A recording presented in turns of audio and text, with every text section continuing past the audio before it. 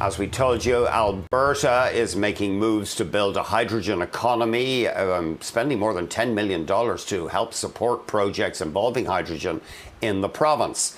Now, let's focus in on a first of its kind, apparently, hydrogen blending project. It got almost $3 million in funding from the government. It's meant to cut carbon emissions.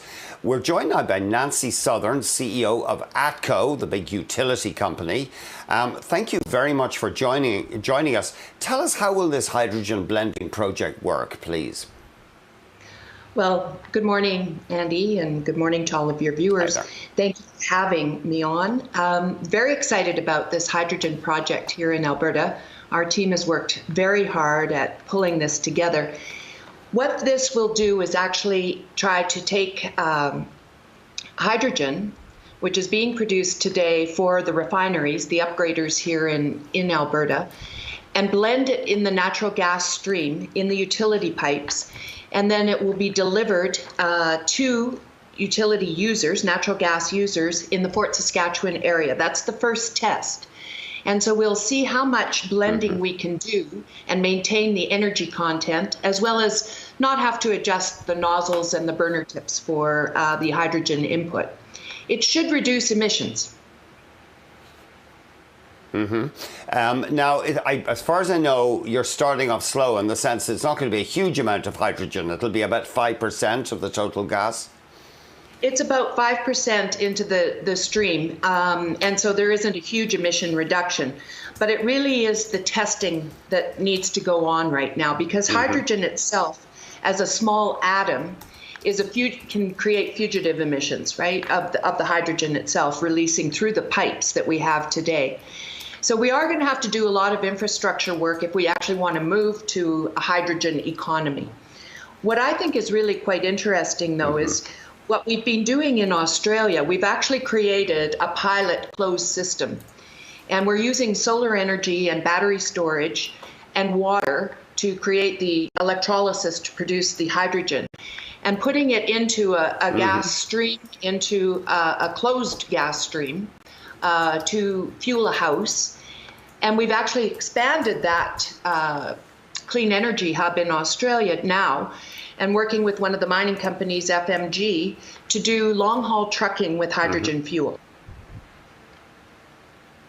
That's interesting. We kind of forget that you have a whole Australian arm there. What do you do in Australia? Just remind us. In Australia, well, we have, I know you called us a big utility company, and we are a significant-sized utility company, but our founding business is the workforce housing and space rental trailers. So we have we have 4 manufacturing plants in Australia. We have a gas network, a utility in Western Australia, and a couple of power plants as well. So quite a large footprint in Australia, very similar to the footprint we have here in Western Canada. Now, the stuff with this Alberta project, where will you be getting the hydrogen for that one? Will it be coming from fossil fuels? Well, it will eventually come from fossil fuels. And what we will do, and I think this is a really important aspect. You know, Alberta's working very hard to develop more non-emitting fuels and reducing the environmental impact of its oil and gas production. We have an abundance of natural gas in the province, which is a hydrocarbon. So what we need to do is actually scale up to extract the hydrogen out of the hydrocarbons, and that will also increase the need for carbon capture. So we start to have a full closed loop.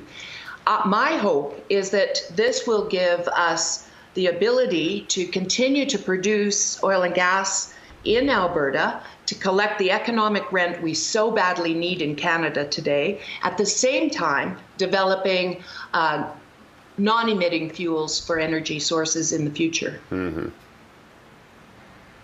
You may have mentioned this, but down the road, would you hope to see Alberta producing hydrogen from, say, natural gas, but capturing the carbon in the process? Absolutely. And Alberta's a long ways down the track in being able to do that on a commercial basis. In fact, Alberta has the lowest cost production of hydrogen in the world today. We will need to build improved pipes to be able to transport it. But what's really interesting, Andy, and I'm not sure that your viewers would know this. In fact, I don't think many people are aware of this. In a salt cavern storage facility, much like we have for our butane and propanes today in Alberta, you can actually, in one cavern, you can capture 6,000% of the energy in storage versus an ion battery. And then you also can use the pipes as storage and call on hydrogen at any given time. And that really, to me, starts to shift the dial in terms of non-emitting energy sources. But at the same time, Alberta really does need to continue to produce the natural gas and the oil in order to extract the hydrogen, because we are not blessed with the same solar content as our Australian friends.